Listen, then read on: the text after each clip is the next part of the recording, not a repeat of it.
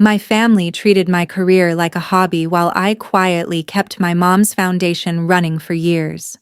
Then I discovered she had secretly rejected a director position offered to me. The day I stopped covering for her mistakes, everything started falling apart without my help. I'm glad to have you here. Follow my story until the end and comment the city you're watching from, so I can see how far my story has reached. My name is Rachel Whitmore. I'm 35 years old, and for as long as I can remember, I've been the person my family relied on whenever something needed to get done. A few months ago, my younger brother Ethan graduated from college.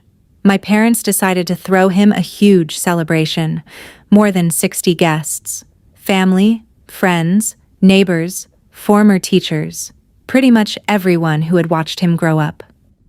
The planning started with a phone call from my mother, Judith. "Rachel, can you help me organize a few things?" That should have been my warning.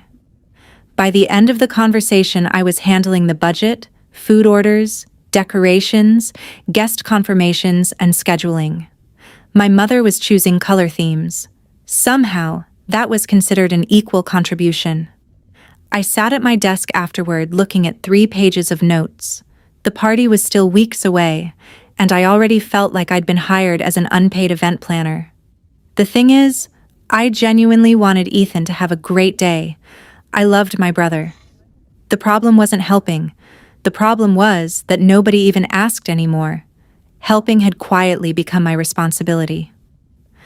The following weekend, my mother and I spent hours shopping for supplies. Every decision landed on me. Can you check the numbers? Can you call the bakery? Can you compare these catering packages? Can you figure out seating? At one point, my father offered to help load boxes into the car. Before I could answer, Judith smiled and said, "Rachel can handle the rest." My father shrugged and walked away. I carried everything myself. It wasn't the boxes that bothered me. It was how automatic it felt. Nobody asked. Nobody checked. Everyone just assumed I would do it. A few days later, I stopped by my parents' house to go over the guest list. Ethan happened to be there. He looked at the seating chart spread across the kitchen table and smiled. "Wow, this is going to be amazing." "I hope so," I said. "You've got everything under control." Then his phone buzzed. "Sorry, meeting some friends." Less than a minute later, he was gone. Meanwhile, my mother immediately started asking me about rental tables and food delivery times. I remember looking at the empty doorway Ethan had just walked through. The party was for him. But I seemed to be the only one actually planning it. As the date got closer, the requests multiplied. Extra chairs, last-minute invitations, menu changes, parking arrangements. Nothing huge by itself. But together, they consumed almost every free hour I had. I run my own financial consulting business from home. My clients depend on me, and I take that seriously. Still, every day seemed to end the same way. I'd tell myself I would focus on client work.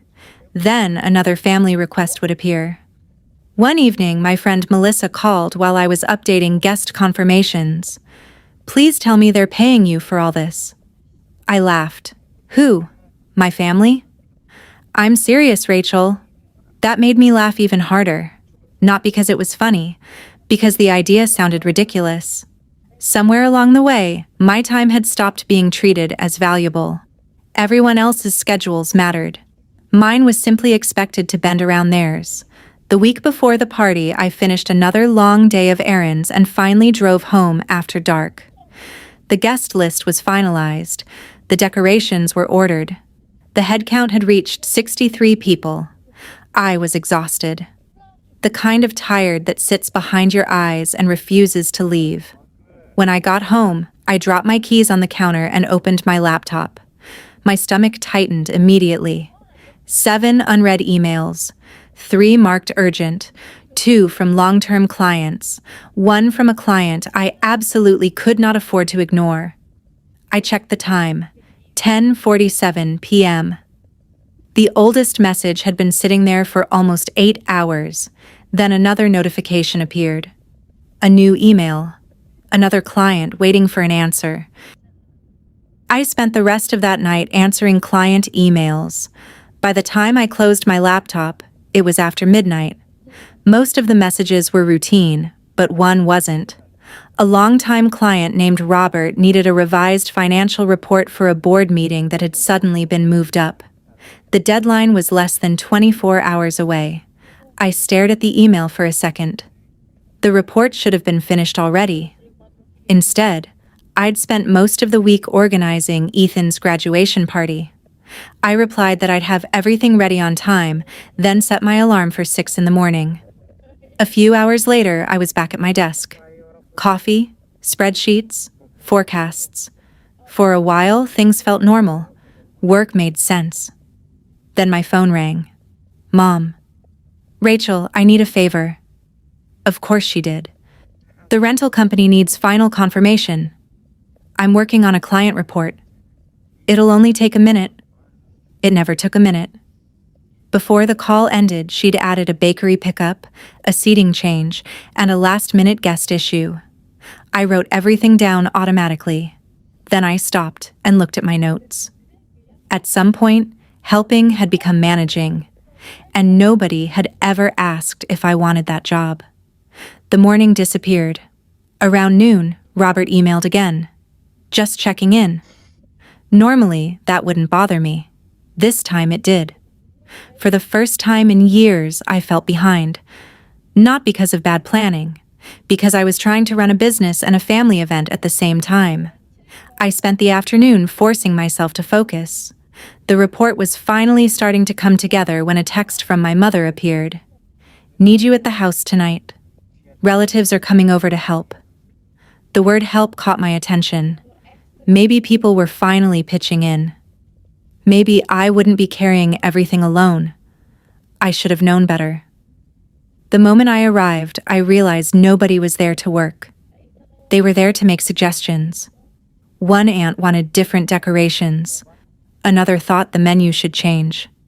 Someone else didn't like the seating arrangement. Every idea somehow became another task for me.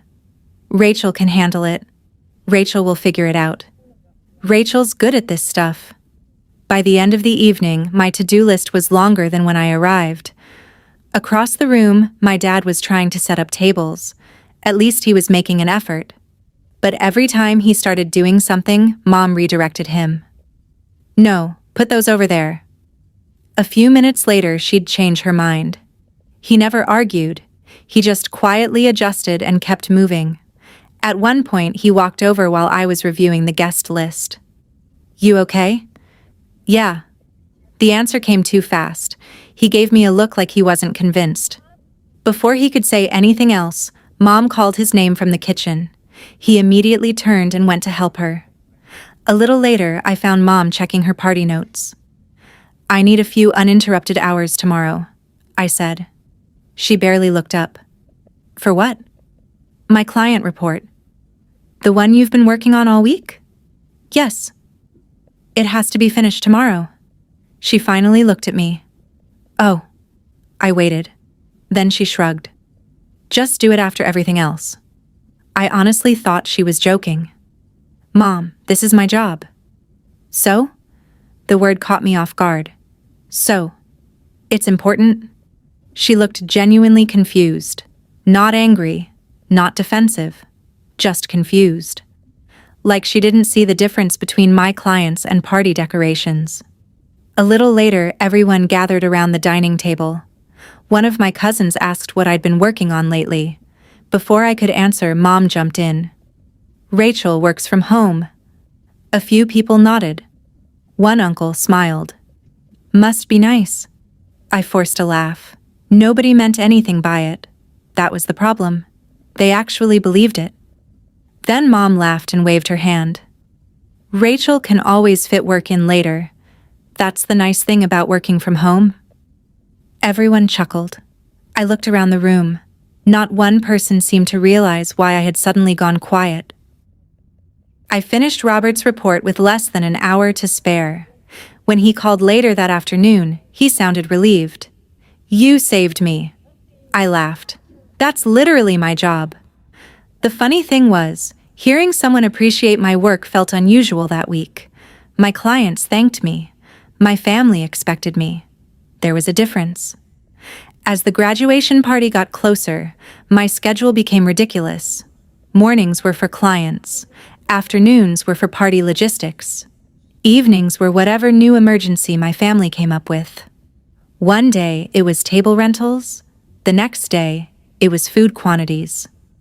Then someone realized we didn't have enough parking space for all the guests. Every problem somehow ended up on my phone.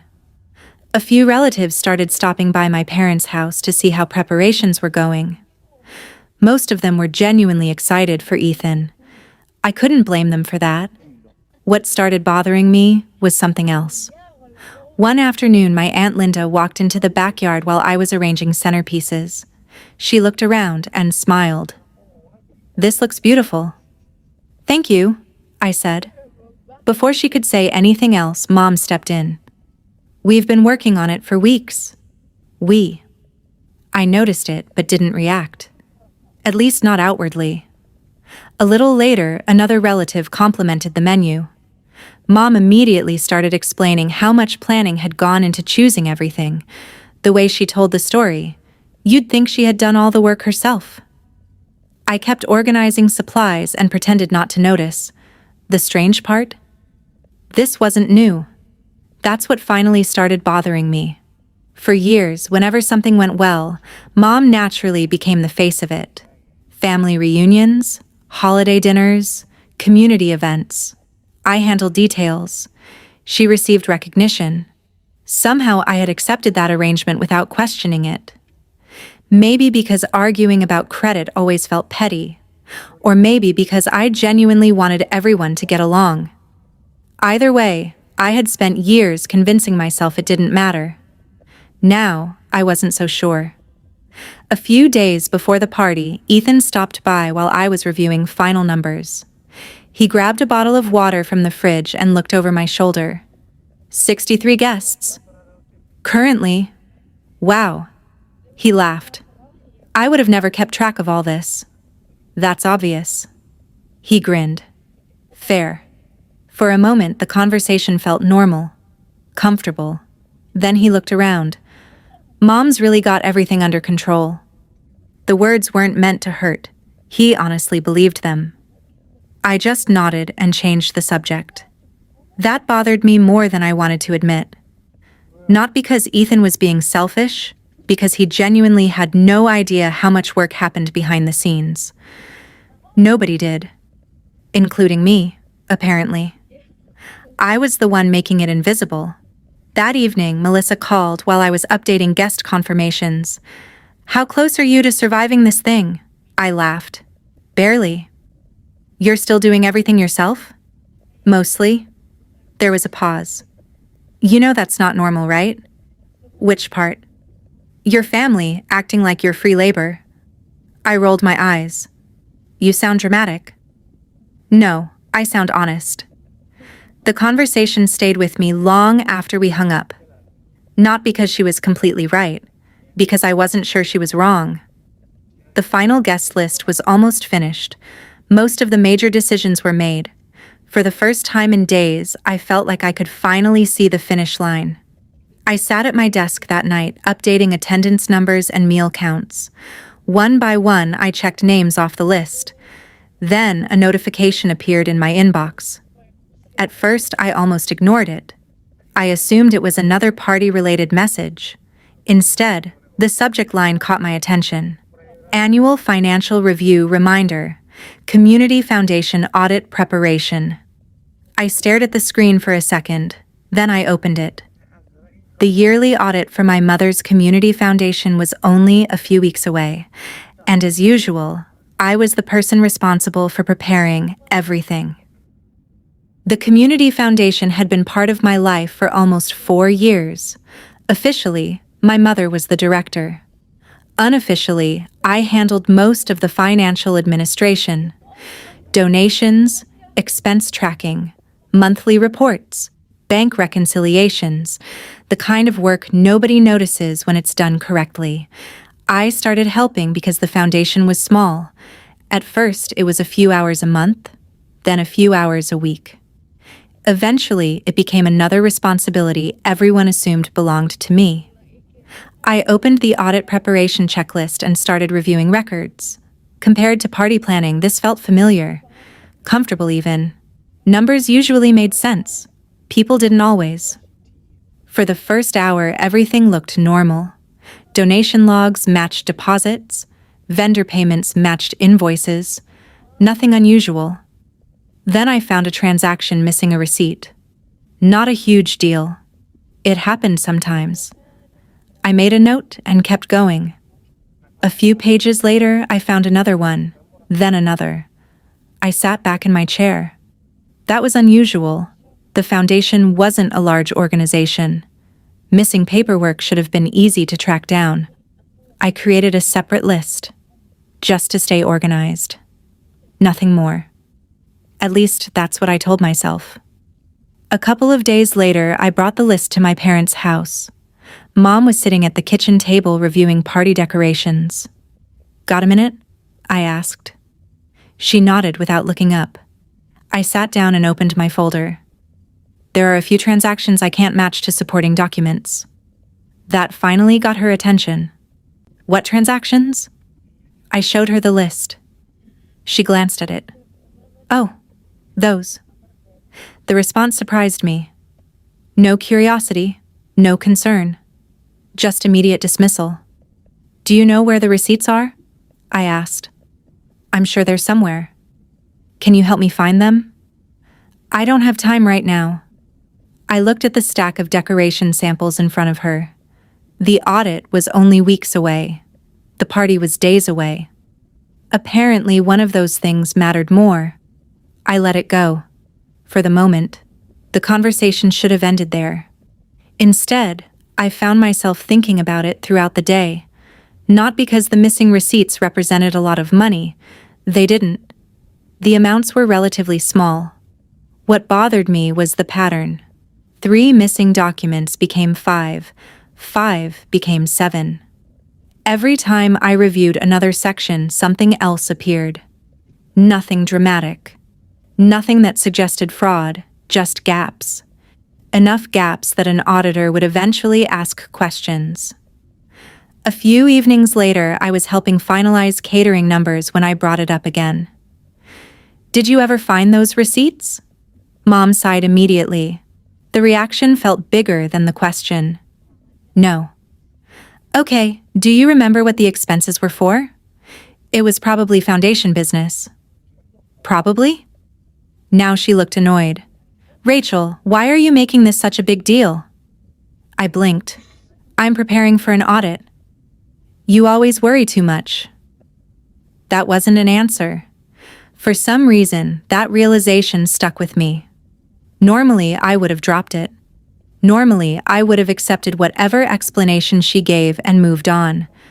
This time, I didn't. Over the next few days, I kept reviewing records between client meetings and party preparations. The more I looked, the more uncomfortable I became. Not because the numbers were huge, because they weren't. The entire issue could probably be resolved with a few receipts and explanations. Yet every time I asked about it, Mom acted like I was creating a problem instead of solving one. One afternoon, I found her in the backyard checking table arrangements. I carried my folder with me. "I need clarification on a few more entries." Her shoulders visibly tensed before I even finished the sentence. That caught my attention. I showed her the paperwork. She barely looked. Then she handed it back. "Just leave it alone." "What?" "I'll deal with it later." Her voice wasn't loud, it wasn't angry, but it was sharp enough that I stopped talking. For a second, we just stood there. Guests were arriving in a few days. The audit was approaching. And for the first time since I'd started helping with the foundation, I closed the folder without getting an answer. My alarm went off before sunrise. The graduation party wasn't scheduled to start until the afternoon, but I already had a list of things that needed attention. Food deliveries, table setup, final guest confirmations, a few last-minute cancellations. The usual chaos that happens before any large event. By 8 in the morning, I was already at my parents' house. People always imagine parties beginning when guests arrive. They don't see the hours beforehand. The phone calls, the problems, the constant adjustments. One catering tray showed up late. A rental company forgot part of an order. Someone suddenly needed an extra seat at a table that was already full. Nothing disastrous, just enough little issues to keep me moving nonstop. At one point, my father handed me a bottle of water. "You've been running around all morning." I smiled. "Occupational hazard." He laughed. For a few seconds it felt nice. Simple. Then Mom called my name from across the yard. Another problem needed solving. Back to work. By the time guests started arriving, everything looked exactly the way we'd planned. The decorations were in place. The food was ready. The backyard looked great. And honestly, I felt proud. Not because anyone was going to notice, because despite everything, I knew I had pulled it off. The first hour went by quickly. People were greeting each other, taking pictures, and congratulating Ethan. My brother looked genuinely happy. That part made all the stress feel worth it. When I saw him laughing with friends and relatives, I found myself smiling too. For a little while, I stopped thinking about work, stopped thinking about the foundation audit, stopped thinking about the missing receipts. It was Ethan's day. That mattered. The problem was that I never really got to enjoy it. Every time I sat down, somebody needed something. More drinks, extra chairs, directions to the restroom, questions about food. People assumed I knew the answer to everything. Usually because I did. A few relatives complimented the decorations. One aunt looked around and said, "This whole setup is beautiful." Before I could respond, Mom stepped forward. "Thank you. It took a lot of planning." The conversation moved on. I told myself not to overthink it. Then it happened again. A family friend praised the menu. Mom accepted the compliment. Another guest mentioned how organized everything felt. Mom accepted that one too. Nobody was lying exactly. She had been involved, but I couldn't ignore something I'd started noticing over the previous weeks. Every compliment seemed to find its way to her. Every piece of work seemed to find its way to me. The pattern was becoming harder to ignore. A little later, I passed Ethan near the food tables. "This is amazing," he said. "I'm glad you're having fun." "I am." He looked around proudly. Mom really outdid herself. I opened my mouth, then closed it again. He wasn't trying to be hurtful. He genuinely believed it. So I just nodded. "Yeah, big day." He smiled and walked off to join his friends. For some reason, that conversation stayed with me longer than it should have. Not because Ethan failed to thank me, because he never even realized there was something to thank me for. As the afternoon turned into evening, I found myself spending more time observing than talking, watching people interact, watching Mom move through the crowd, watching guests congratulate her on a successful event, and watching her grow increasingly comfortable receiving that praise. The strange thing was that a few months earlier, none of this would have bothered me. I would have brushed it off. I would have told myself family wasn't about keeping score. Now I wasn't so sure. The more I noticed it, the harder it became to stop noticing it. As the sun started setting, guests gathered near the patio for cake and speeches. The atmosphere was warm, relaxed. People were happy. A longtime family friend approached my mother with a smile. He gestured toward the decorations, the food, and the crowded backyard. "Judith, I have to say it. All the incredible planning really paid off." I was standing only a few feet away, close enough to hear every word, close enough to hear what came next, or what didn't. Mom smiled, accepted the compliment, and never corrected him. By the time the last guest left, I felt like I'd been awake for 3 days. The backyard looked like every large family gathering after the excitement disappears. half-empty drink cups, folded chairs waiting to be stacked, leftover food containers scattered across tables. The fun part was over. The cleanup part remained. Predictably, most people found reasons to leave before that started. A few relatives helped for a while. My dad carried tables back into storage. Ethan loaded boxes into his car. Mom spent most of her time talking with family members who were saying their goodbyes. None of that surprised me. Honestly, I was too tired to be annoyed. I just wanted the day to end. Around 10 o'clock, Ethan finally came over and gave me a quick hug. Thanks for everything. It was probably the most appreciation I'd received all day. I smiled. Congratulations, graduate. He laughed. Feels weird that it's over. Then, a group of his friends called him over for photos. A minute later, he was gone again. I watched him walk away and realized something. He still had no idea how much work had gone into making the day happen, but for the first time, I wasn't angry about it. Mostly because I didn't think he'd ever been given the full picture. A little later, my dad headed inside carrying a stack of serving trays. Need anything else? I think we're almost done. Good. He looked exhausted too. Then Mom appeared in the doorway. Rachel, can you help organize the office a little? I almost laughed. Of course. One more thing. There was always one more thing. The office wasn't terrible. Just cluttered. Extra paperwork had been moved there during the party to clear space in the house. I figured 15 minutes and I'd be done. That was the plan. I started sorting folders into piles. Party documents, foundation records, old mail, receipts. The usual collection of papers every family seems to accumulate. For a while, I worked on autopilot. Open a folder. Sort it. Move on. Nothing interesting. Nothing unexpected. Then I found myself staring at a stack of older documents tucked near the back of a cabinet. The papers looked forgotten. The kind of things nobody had touched in years. I pulled them out mostly because I wanted the shelf organized. A few outdated utility bills, some insurance paperwork, random notes. Then a small yellow memo slipped loose and landed on the floor. I bent down and picked it up. At first, I wasn't even paying attention. I assumed it was another old message that should have been thrown away. But one line caught my eye. Phone message. I glanced at the date. Nearly 2 years old? That alone wasn't unusual. What made me pause was the name. I looked again to make sure I'd write it correctly. Then I stopped sorting papers altogether. The room suddenly felt very quiet.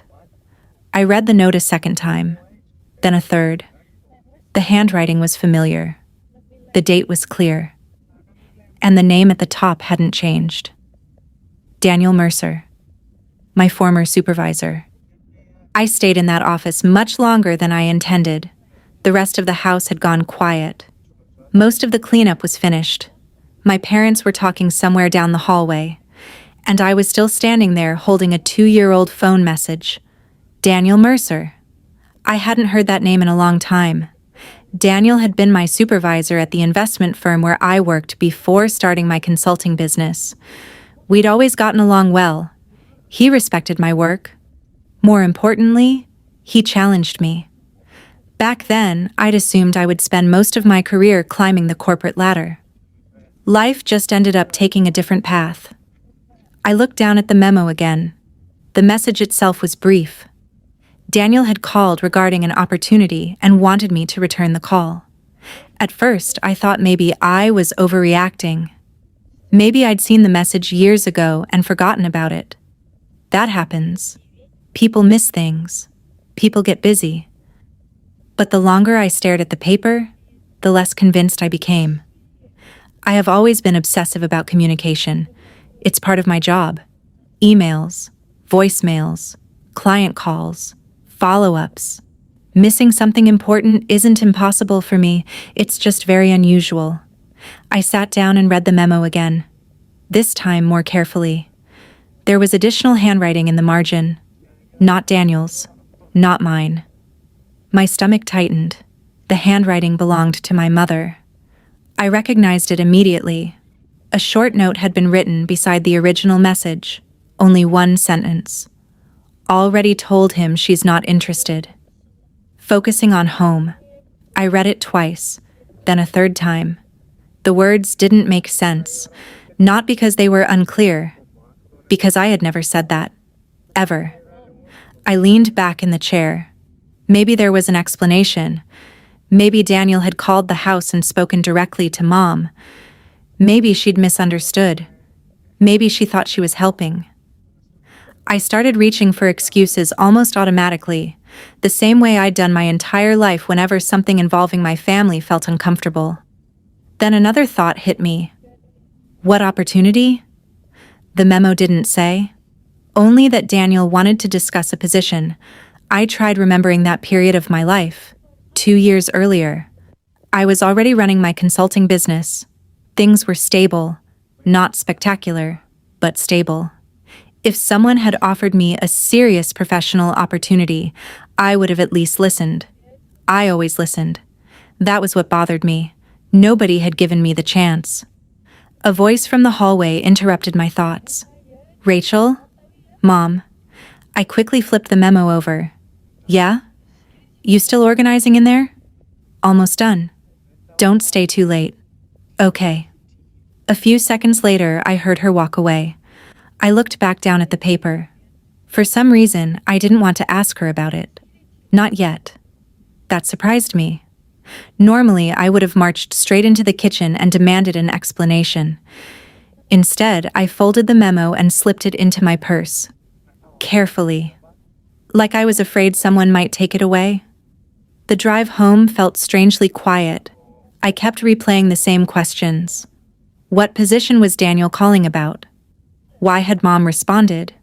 Why hadn't she mentioned it? And why was that note still sitting in a filing cabinet almost 2 years later? When I got home, I opened my laptop. Not because I planned to work, because I wanted to check something. I searched old emails. Nothing. Then I checked archived folders. Still nothing. No messages from Daniel. No interview requests. No follow-ups. Nothing related to any opportunity. I even searched old voicemail records. The result was the same. Nothing. I sat back and stared at the screen. The realization came slowly. Not dramatic. Not sudden. Just a simple fact becoming impossible to ignore. For nearly 2 years, I had assumed nobody ever contacted me about another corporate position. I had believed there was never a conversation to have. Never a choice to make, never an opportunity to consider. But looking at that memo, one thing was becoming painfully clear. I had never received the message. I didn't call my mother. I didn't confront anyone. I didn't even mention the memo to Ethan. For the first time in my life, I decided to keep something to myself until I understood what I was looking at. That wasn't easy. Every time my phone lit up with one of Mom's texts, I felt that folded piece of paper sitting in my desk drawer.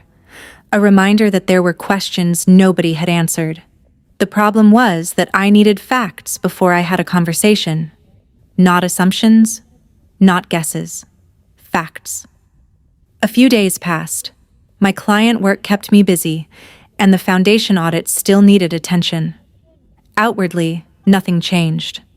I still answered family messages, still showed up when necessary, still acted normal. Internally, I was paying attention in a way I never had before. Small things started standing out. Conversations I'd once dismissed. Comments I'd ignored.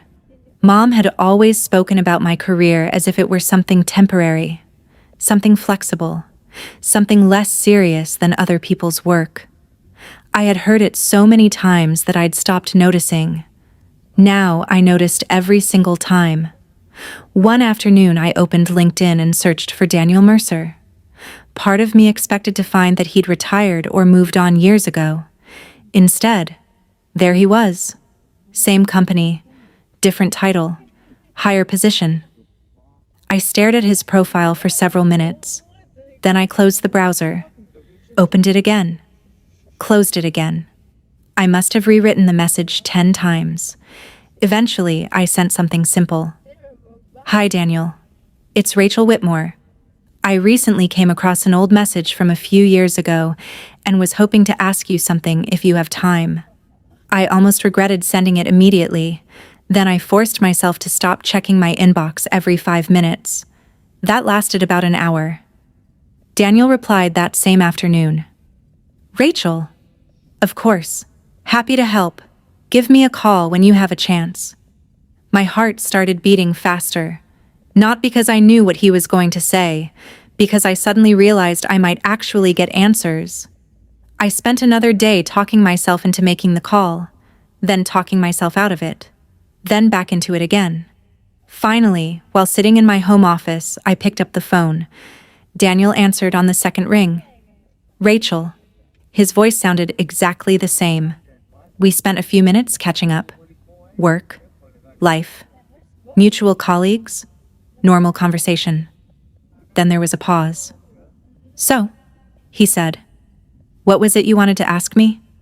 I took a breath. A couple of years ago, did you try contacting me about a position? Silence. Not awkward silence, surprised silence. Then Daniel laughed softly. I was wondering if that's why you called. I gripped the phone tighter. It was. Wow. Another pause.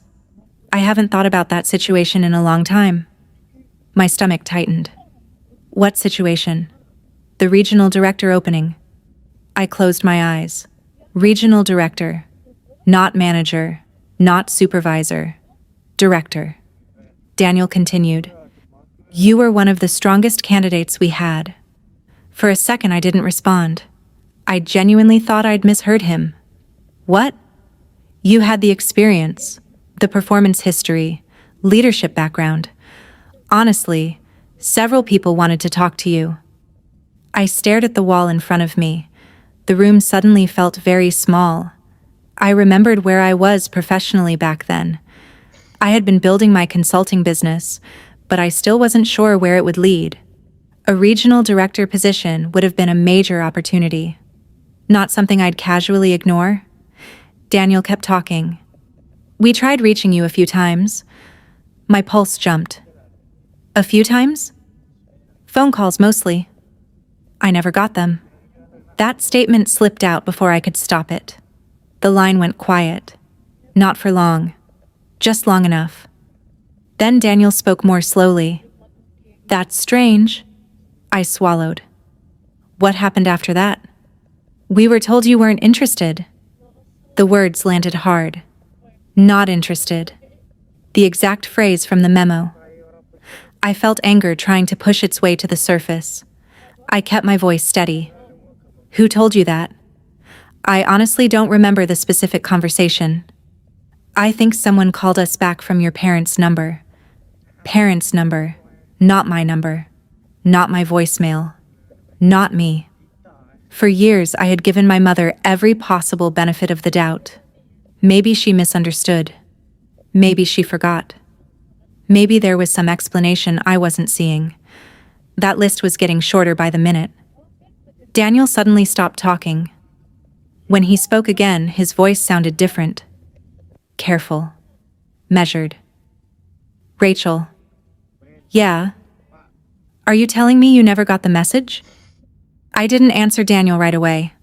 I just sat there holding the phone. Eventually, I told him the truth. No, I never got it. The silence on the other end felt heavier this time. Daniel didn't push. He didn't speculate. He simply repeated what he knew. The company had been interested. Multiple people had wanted to interview me. They believed I had chosen not to respond. That was it. Nothing dramatic. No conspiracy. Just a door that had quietly closed because someone else answered it for me. When the call ended, I expected to feel furious. Instead, I felt oddly calm, not peaceful, just focused. Anger would come later. Right now, I wanted facts. That became my mindset over the following weeks. Facts, documentation, records, things that couldn't be argued away. The annual audit was still approaching, and for the first time, I reviewed every foundation record with a different perspective. Not as Judith's daughter, not as the person trying to keep everyone happy, as the person responsible for the financial records. That distinction mattered more than I realized. The deeper I went into the files, the more I noticed something strange. Almost every financial process in the organization had been built by me. The reporting templates, the donation tracking system, the reconciliation procedures, the audit preparation process. I had created them, not because anyone asked me to, because things were disorganized years earlier, and I wanted to help. One afternoon, I opened an old folder and found versions of spreadsheets I'd built from scratch. My name was still embedded in the file history. I stared at the screen for a moment. It felt strange. The foundation publicly presented itself as one of the best organized community programs in the area. People regularly complimented its transparency, its efficiency, its professionalism. Most of those systems existed because I had spent countless unpaid hours creating them. Yet whenever someone praised the organization, they praised Judith. I wasn't even sure she understood how some of the systems worked. That realization bothered me less than it once would have. What bothered me now was something else. If I disappeared tomorrow, who actually knew how any of this operated? The answer was uncomfortable. Very few people, including Judith. I started documenting everything. At first, it was simply practical: audit notes, missing receipts, outstanding questions. Then the file grew larger: process explanations, access information, financial procedures, transaction histories, the kind of information someone would need if I stopped doing the work. I hadn't consciously decided to leave yet, but apparently part of me was already preparing. Around that time, Mom called asking whether I had finished reviewing the audit materials. "I'll have everything ready," I said. "Good." That was the entire conversation. No questions, no appreciation, no curiosity about how much work remained. Just the expectation that it would be handled. Oddly enough, that no longer upset me. It clarified things. The relationship was beginning to look different when I viewed it without excuses.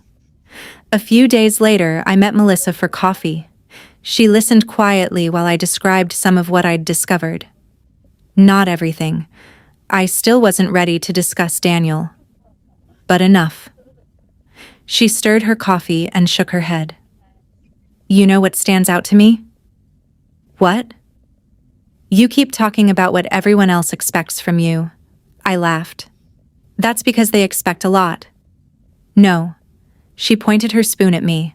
"I'm talking about you." "What about me?" "You never ask what happens if you stop."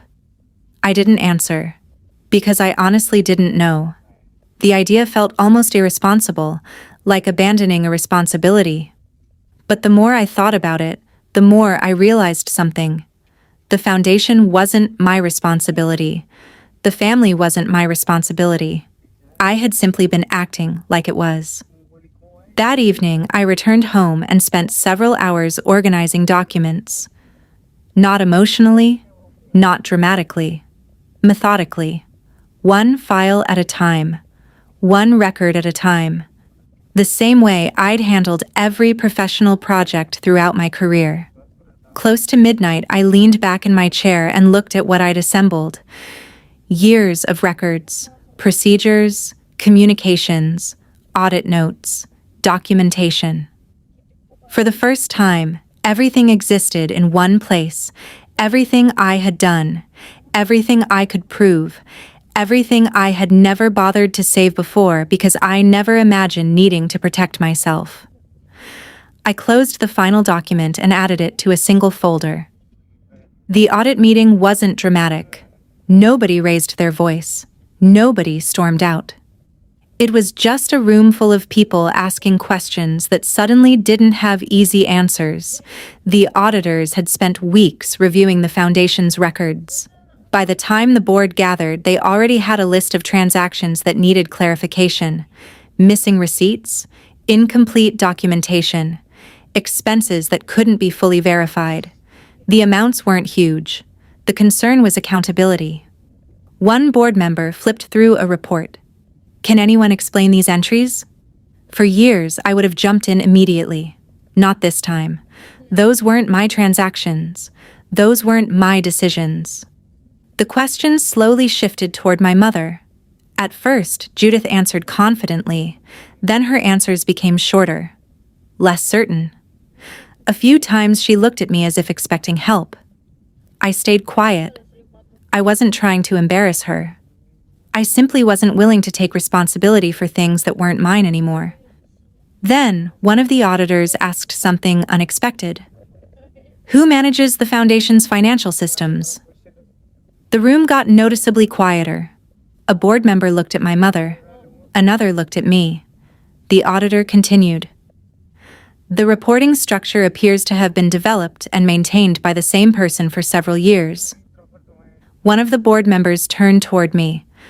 "Rachel, was that you?" "Yes." A few surprised looks appeared around the table. "The donor tracking system too?" the auditor asked. "Yes." "And the monthly reconciliation process?" "I built that as well." Nobody reacted dramatically. That was what made it feel so significant. People weren't shocked. They were realizing something. Most of them genuinely hadn't known how much work I had been doing behind the scenes. One board member leaned back in his chair. "I honestly thought Judith handled most of that." I didn't respond. There wasn't much to say. The meeting continued, but the atmosphere had changed. The questions became more detailed. The gaps in documentation became harder to dismiss. By the end, the board requested additional review of several transactions and temporarily reassigned some responsibilities until everything could be clarified. No scandal, no public confrontation, just consequences. A week later, I submitted my resignation from all foundation financial duties. The email was professional and simple. I provided complete documentation, process guides, account information, and transition notes. Everything someone would need to continue without me. Several board members reached out afterward. One called personally. "I don't think we realized how much of this operation depended on you." I thanked him, but the conversation stayed with me, not because I wanted recognition, because it confirmed something I had started to understand myself. For years, I'd been carrying responsibilities that people barely knew existed. As word spread through the community, more questions surfaced. People started connecting pieces of information. They began realizing that many of the systems they admired weren't actually managed by Judith alone. For the first time, I stopped correcting the narrative. I simply let the facts speak for themselves. A few days after my resignation became official, my phone rang. "Ethan," I answered. "Hey." His voice sounded different, more serious than usual. "Do you have a minute?" "Of course." There was a pause. Then he sighed. "I've been talking to some people from the foundation." I waited. Another pause followed. Then he said quietly, "I think there's a lot I didn't know." I wasn't sure what Ethan wanted to say when he asked to meet. Part of me expected excuses. Part of me expected silence. Instead, he looked nervous. We talked about normal things for a few minutes before he finally got to the point. "I've been asking questions about the foundation." I nodded. "I figured." He stared at his coffee. "They told me you've been handling most of the financial work for years." I gave a small shrug. "Pretty much." He shook his head. "I honestly didn't know." The thing was, I believed him. Ethan had only ever seen what everyone else saw. Mom leading events. Mom accepting praise. Mom being treated as the face of everything. The work behind the scenes stayed invisible. After a long pause, he looked at me. "I'm sorry." "For what?" "For not noticing." It didn't fix the past, but it mattered. For the first time in a long time, someone in my family acknowledged what had really been happening. Things with Mom were different. There wasn't a dramatic confrontation. No big apology, just awkward conversations, distance, and a lot of things left unsaid. Whenever she talked about the situation, she focused on intentions, what she meant, why she thought she was helping. I stopped arguing. The opportunity was gone. The trust was gone too. At some point, I realized I didn't need her to agree with me before moving forward. Around that time, Daniel called again. The regional director position was long gone, which wasn't surprising, but that wasn't why he called. There may be another opening you'd be interested in. The company was expanding its advisory division and looking for experienced professionals with leadership and financial strategy backgrounds. A few interviews followed, then another meeting, then an offer. The process wasn't fast, but it felt different. People listened. They respected my experience. Nobody treated my work like a hobby. Nobody assumed my time belonged to someone else. The morning I signed the contract, I sat alone in my home office. I looked around the same room where I'd spent years building my business while people casually dismissed it as flexible work.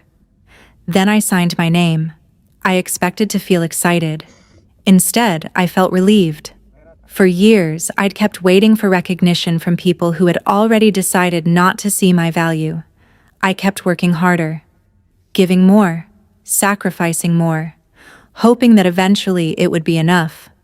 Most of the time, it wasn't, and accepting that turned out to be freeing. Ethan and I still talk. Our relationship is better than it used to be. Mom and I are polite, but distant. Some damage doesn't disappear just because the truth comes out. Life keeps moving anyway.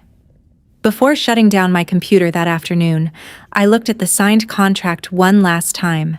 Then I closed the folder and smiled. For the first time in years, nobody else was making decisions about my future. It belonged to me, and that was enough. Sometimes the deepest wounds don't come from strangers. They come from people who believe they know what's best for us. And sometimes healing begins the moment we stop waiting for permission to live our own lives. If this story resonated with you, share it with someone who might understand it. I'd love to hear your thoughts in the comments and how you would have handled Rachel's situation. And if you enjoy stories like this, don't forget to subscribe for more. Take care, and thanks for being here until the end.